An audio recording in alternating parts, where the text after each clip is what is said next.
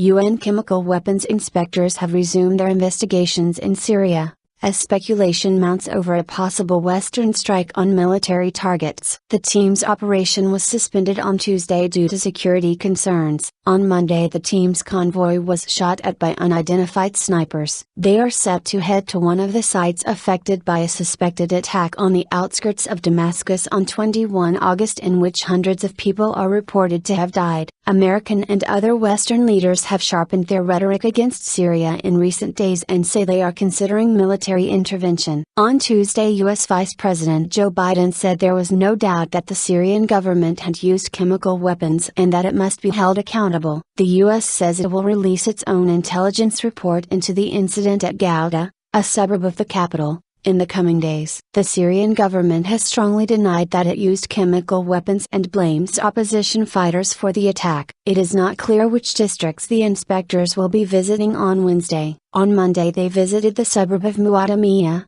where they went to 2 hospitals and interviewed doctors and patients as well as witnesses of the attack, and took away biological and environmental samples for laboratory tests. But concerns were raised for their safety after one of their cars came under fire from unidentified gunmen as it crossed the buffer zone between government and rebel-controlled areas. Ready to punish, U.S. Defense Secretary Chuck Hagel told the BBC on Tuesday that the U.S. military was ready to launch strikes should President Barack Obama order an attack. President Obama is said to have made at least 88 calls to foreign leaders since the suspected attack on 21 August, and spoke to UK Prime Minister David Cameron for the second time on Tuesday. Mr. Cameron said the world could not stand idly by, and French President François Hollande said France was ready to punish whoever was behind the attack. The UK's National Security Council is due to convene on Wednesday to discuss possible responses, while Parliament is to be recalled on Thursday. Mr. Cameron's office said the UK government had not yet taken a decision on the specific nature of the response,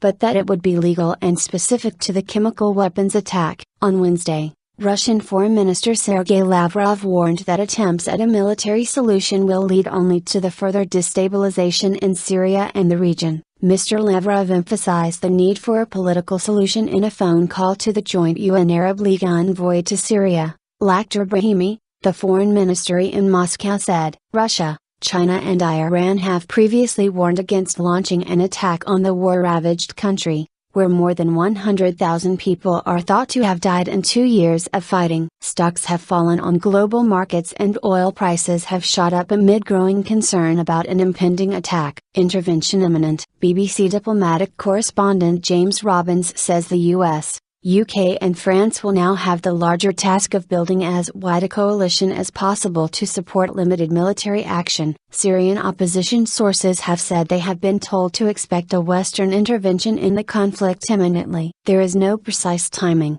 but one can speak of an imminent international intervention against the regime. It's a question of days and not weeks. AFP news agency quoted Syrian National Coalition official Ahmad Ramadan as saying, "There have been meetings between the coalition, the rebel, Free Syrian Army and allied countries during which possible targets have been discussed." Meanwhile, the Arab League said it held Syrian President Bashar al-Assad responsible for the attacks and called for UN action. But both Russia and China are permanent members of the UN Security Council and wield a veto on possible action. China's state news agency recalled that intelligence used to justify the 2003 invasion of Iraq turned out to be flawed, while Syria's neighbor and ally Iran said any strike would threaten the stability of the region. Syrian Foreign Minister Walid Muallim demanded evidence that the government had used chemical weapons. "I challenge all countries who are saying that Syria used chemical weapons to present their evidence to their public opinion,"